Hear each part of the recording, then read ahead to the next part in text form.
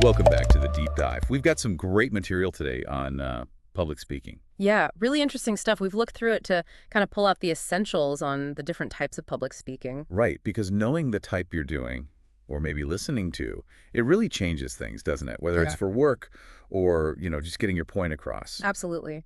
So our goal today is pretty straightforward.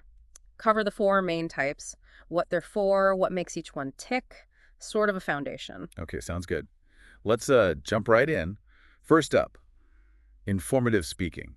What's the main idea there? Informative, well, the name kind of gives it away, right? It's about informing, educating. Sharing knowledge. Exactly. Think classroom lectures, maybe a company update meeting, those really focused TED Talks, even technical demos. Okay. And what are the key features? How would you recognize one? Usually a really clear structure, Yeah. Intro, the main points in the body, conclusion, lots of facts, data, maybe charts or visuals. And the tone. Generally neutral. Objective. The focus is purely on the information itself. The win is that your audience leaves knowing something they didn't know before, or understanding it better. Got it. Clear, factual. Yeah. Okay, so what about persuasive speaking? That sounds different, more driven. Definitely. Persuasive speaking is all about influence. You're trying to convince the audience, shift their viewpoint, maybe get them to take some kind of action. Examples. Oh, loads. Political speeches are a big one. Sales pitches, obviously. Huh? Motivational talks, even debates. Right. And what's the toolkit for that? How do you persuade?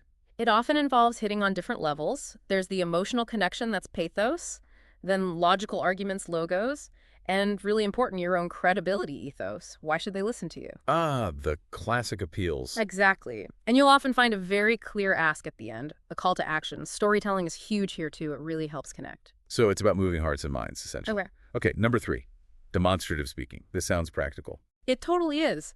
Demonstrative speaking is teaching how to do something. It's instructional. Like a cooking show. Perfect example. Or tech tutorials, workshop sessions, those how-to videos you see everywhere. So the key is showing, not just telling. Precisely. A live demonstration, or at least really good visual aids, step-by-step instructions. Sometimes you even get the audience involved, trying it out. And the goal is? That the audience can actually go and do the thing afterwards. They can replicate the process you showed them. Makes perfect sense. Yeah. Okay, last one, ceremonial speaking. Special occasions. Yep.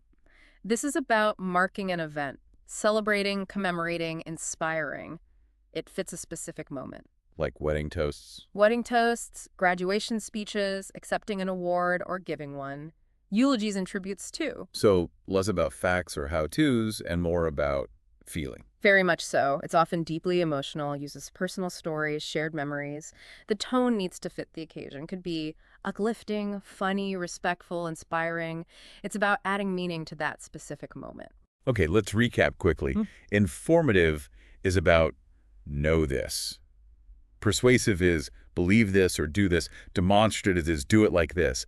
And ceremonial is feel this moment. That's a great way to summarize it, yeah. Understanding these differences helps you prepare better if you're the speaker. And it helps you understand what's happening when you're in the audience too, right? You can see the techniques being used. Absolutely. You become a more critical or maybe appreciative listener. You start noticing, okay, this is an informative bit, or now they're trying to persuade me. It really makes you think differently about talks you hear. It does. And, thinking about how you communicate, which style feels most natural, which one feels like a challenge. That's a good question for reflection. And if you do want to keep digging into communication and other topics with us. Yeah, definitely consider subscribing. We try to break things down like this regularly. For sure. Make sure you subscribe to Book Talkers English Learning Zone so you don't miss our next deep dive. We'd love to have you back. We would. So maybe think about that question. Which type of speaking do you connect with most or find trickiest? Something to mull over. Definitely food for thought. Thanks again for tuning in to the deep dive. Like and subscribe.